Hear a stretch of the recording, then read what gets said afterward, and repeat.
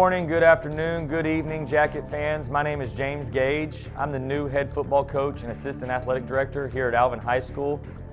I just want to start by saying how excited I am and how blessed I am to be a part of this community and to have this opportunity to get to be the head football coach and athletic director here at Alvin High School. My family and I are so blessed that we get to call Alvin our home for the foreseeable future, and I'm so excited to get out in the community and get to know all you guys and get to really develop personal relationships with you. One of the most exciting parts about what I'm looking forward to is getting to see these future Jackets grow up over the next 10, 15 years and become Jackets here at the high school and watch them graduate and be successful. The most important thing for me is to teach these young men and women that life is more than just athletics. We're going to have fun along the way, but there's so many things that we can learn through the game of athletics. I'm going to start by one of my favorite numbers. My favorite number right here is number 2. I have 2 children. My oldest son is Crew, and he is going to be 8 years old this year. He is in 1st grade, and he is just a joy to be around. He's at the age now to where he's really fallen in love with sports. He loves riding the bus to Daddy's games, and I think next year we'll get to actually get him on the sideline to be a ball boy, which is something I got to do at the age of 6, and so getting him up here to the high school to be around it is something I got the opportunity to do as a young boy, and I really look forward to getting him up here with me next year. My daughter is Kara Jean Gage. She goes by CJ, and she just turned 10 months earlier this week, and so her birthday is April 21st. So she is our little COVID baby, and she is a blessing. She had 0 teeth at 9 months, and now with her 10th month, she now has 7 teeth showing. So we had a full month of teething going on, but we survived, and she is just such a joy and always has a beautiful smile on her face. And she loves her Bubba, and her Bubba loves her. Moving on to the next one, number 11. Number 11 was my high school football number. It was also my college baseball number. When I was young and I was on the sideline watching my dad coach, I had role models, and those role models were the football players that he got to coach. And every quarterback that I watched growing up wore the number 11. And I wanted to be just like them. So growing up playing sports, baseball, basketball, football, I always wanted to be number 11. And I wore number 11 my whole entire life except for 1 year.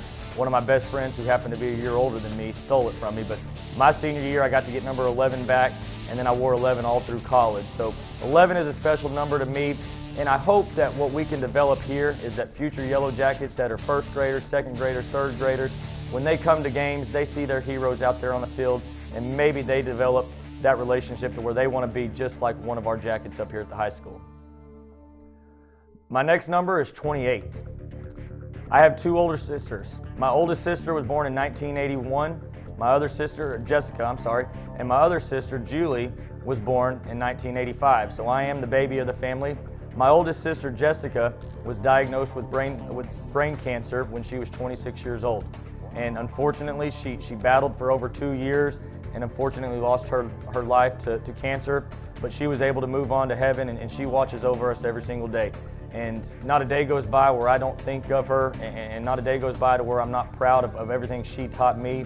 And my niece's middle name is Jessica, and her legacy is still living this day. And she always holds a special place, not only in my heart, but in everybody else's heart that she came across.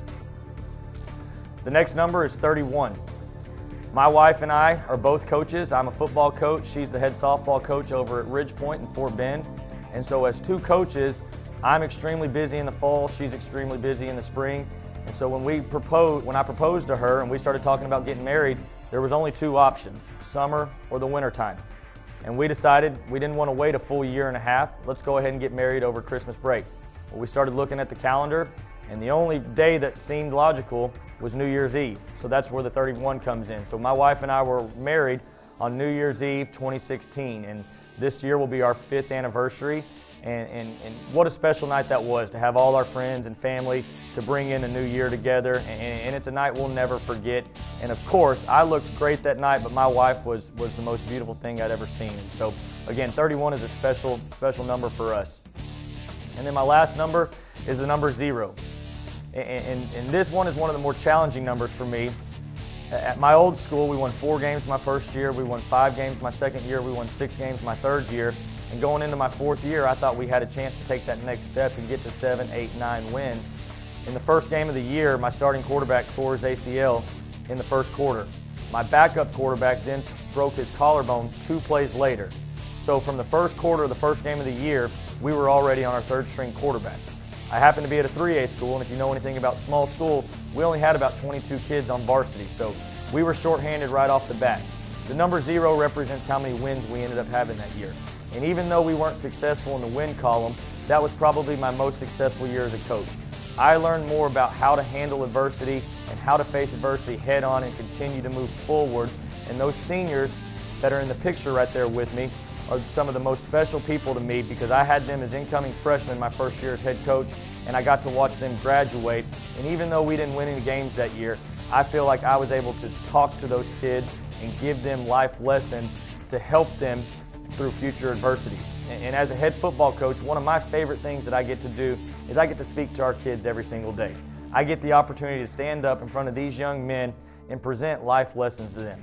Obviously, we want to win football games, we want to be successful in the win column, but at the end of the day, the most important thing to me is watching our kids graduate, watching them grow up to be good humans, good husbands, good fathers, good brothers, and really make an impact on society.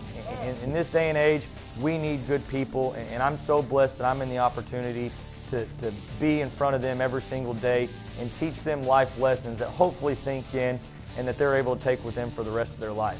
I'm extremely blessed again to be here at Alvin High School. I look so forward to meeting all of you guys. The future is bright here at Alvin. We've got our work cut out for us, but as my dad taught me as a young boy, sometimes you just got to roll the sleeves up and not be afraid to get your hands dirty. And that's exactly what we're going to do. We're going to roll our sleeves up. We're going to get to work here, and we're going to do everything we can to make the city and community of Alvin proud. Remember, we're all in this thing together, and Jacket Pride never dies.